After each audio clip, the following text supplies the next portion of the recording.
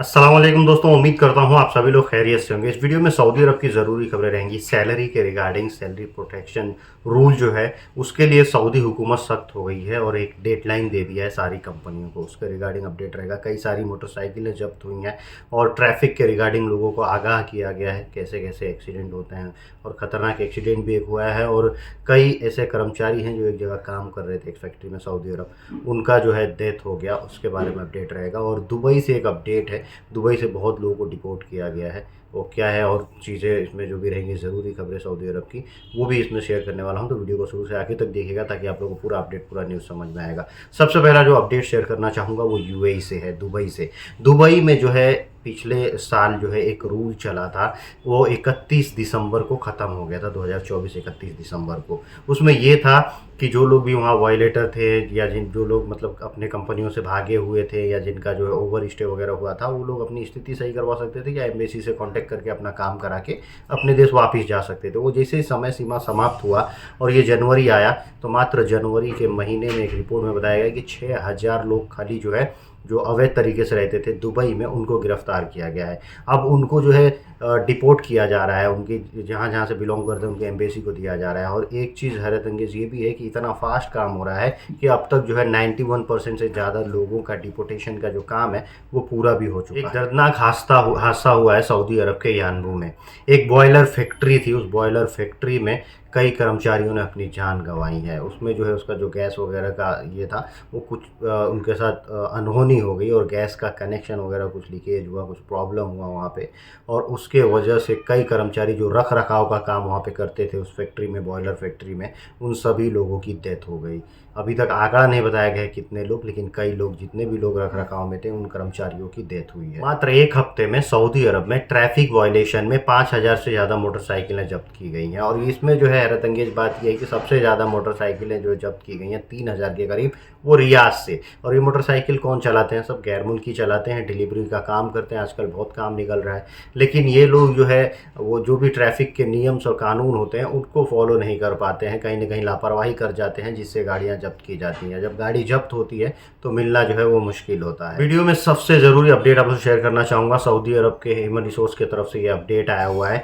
मुदाद एक प्लेटफॉर्म है, उसके रिगार्डिंग अपडेट है। सारी कंपनियों को जो है वो मार्च तक का टाइम दिया गया है कि भैया मार्च तक जो है आपको सारे जितने भी सैलरी के रिगार्डिंग बेस प्रोटेक्शन जो फाइल होती है उसमें आपको अपडेट करना होता है, उसको अपडेट करके अपलोड करना होता है। और वो किस पे? मुदात की साइट पे। इस पे एक टाइम दिया गया था पहले सारी कंपनियों को कि अपने जो भी वर्कर हैं उनसे आप जब एग्रीमेंट वगैरह सब चीज़ें कर लेते हैं सैलरी टाइम पे देने के लिए, ये चीज़ें जो बनती हैं आपसे अंडरस्टैंडिंग, तो वो चीज़ें आपको जो है मुदात पे अपलोड करना होता था। लेकिन पहले 60 दिनों का टाइम दिया जाता था। सब चीज़ मतलब रेडी हो गया आदमी का वहाँ सऊदी अरब में, तो 60 दिनों के अंदर में मुदात प्लेटफॉर्म पे ये भी अपलोड करना होता था। देखिए वहाँ पे कीवा पे भी कॉन्ट्रैक्ट डाला जाता है और मुदात पे सैलरी के रिगार्डिंग अलग चीज़ें डाली जाती हैं कि इसमें आदमी का सैलरी टाइम पे मिल रहा है कि नहीं, उसके क्या क्या चीज़ें उसको ब्रीफ में बताया जाता है और करके और मदद के प्लेटफॉर्म पे डाला जाता है, अपलोड किया जाता है। अब जो है वो 60 दिनों का जो टाइम दिया जाता था उसको और कम कर दिया गया है और उसको कर दिया गया है 30 दिन। यानी 30 दिन के भीतर आपको जो है आपके वर्कर का सारा डेटा जो सैलरी के रिलेटेड है वो आपको जो है अपलोड करना होगा फाइल अपडेट करके। तो ये चीज़ें हैं। और इसमें ये भी बताया गया है कि जो भी कंपनीज़ हैं मैक्सिमम अगर बताया जाए कि 80 से 90% कंपनी जो इसको फॉलो भी करती हैं और लोग जो है अपलोड कर देते हैं डेटा सब। तो ये काफ़ी अच्छी चीज़ है गैर मुल्कियों के रिगार्डिंग जो लोग वहाँ पे हैं। इसमें क्या है कि टाइम टू टाइम सैलरी उनको मिल रही है कि नहीं, ये सब मुदात प्लेटफॉर्म से ही अपडेट होता है और उनको जो है गवर्नमेंट को पता चलता है। अलग अलग प्लेटफॉर्म है घरेलू वर्कर के लिए, जो है मुसानद है, और जो कंपनीज़ में उनके लिए कीवा है, मुदाद है। ये काफ़ी अच्छी चीज़ें हैं और इस पर जो है अगर गवर्नमेंट टाइम टू टाइम इनकी खिंचाई करती रहेगी कंपनी और स्पॉन्सर की, तो जो भी गैर मुल्की वहाँ पे रहेंगे उनको कोई प्रॉब्लम नहीं आएगी। सऊदी अरब के वीसा रीजन में एक खतरनाक हादसा हुआ है। 2 आदमी एक गाड़ी में सवार थे, वो गाड़ी जाके पिलर से टकराई, मतलब हाई स्पीड में होगी, संतुलन बिगड़ा और जाके इलेक्ट्रिक पिलर से जो है वो इलेक्ट्रिक पोल से वो टकरा गई और उसके वजह से जो है आसपास के जो गांव थे वहाँ पे बिजली जो है गुल हो गई, वहाँ पे लाइट गुल हो गया था। सऊदी अरब में खाना पीना जो है काफ़ी बर्बाद होता है और इस पे जो है अलग अलग वहाँ पे तरह की टीमें भी गठित की गई हैं ताकि लोगों को जागरूक किया जाए, खाने पीने की चीज़ें जो है डिस्ट्रॉय ना हो, बर्बाद ना हो, खाने की बर्बादी ना हो इसके लिए। लेकिन फिर भी एक जो है सर्वे में बताया गया कि 2024 में लगभग 1 मिलियन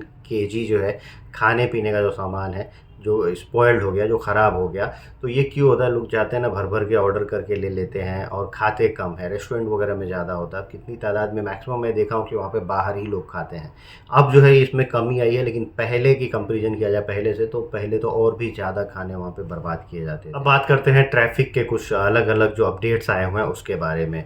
अब इसमें एक चीज़ में बताया गया है मुरूर की तरफ से कि एक्सीडेंट ज़्यादातर क्यों होते हैं? तो उसपे ये चीज़ें हैं कि आदमी जो गाड़ी चलाता है तो अचानक से अपना रूट चेंज कर देता है, एक रूट से दूसरे रूट में जाता है, इससे एक्सीडेंट ज़्यादा होते हैं। गाड़ी चलाते हुए मोबाइल फ़ोन का इस्तेमाल करता है और 2 गाड़ियों के बीच में जो है माकूल स्पेस नहीं रखता है, इससे भी एक्सीडेंट के खतरा बढ़ते हैं। अब ट्रैफ़िक ने एक और चीज़ एक्सप्लेन किया है कि जब आप मोबाइल गाड़ी चलाते हुए मोबाइल यूज़ करते हैं तो कुछ जो है चीज़ें होती हैं जो नहीं होनी चाहिए। मोबाइल का यूज़ करना गाड़ी चलाते हुए कितना खतरनाक हो सकता है, ये बताया गया है। जब आप मोबाइल यूज़ करते हैं तो आपके गाड़ी के स्पीड पे से आपका संतुलन बिगड़ सकता है, क्योंकि कभी गाड़ी तेज़ हो सकती है, कभी स्लो हो सकती है। ये पहला नंबर पॉइंट, क्योंकि एक्सीलेटर पे भी आपका ध्यान इधर-उधर हो जाता है वहाँ से।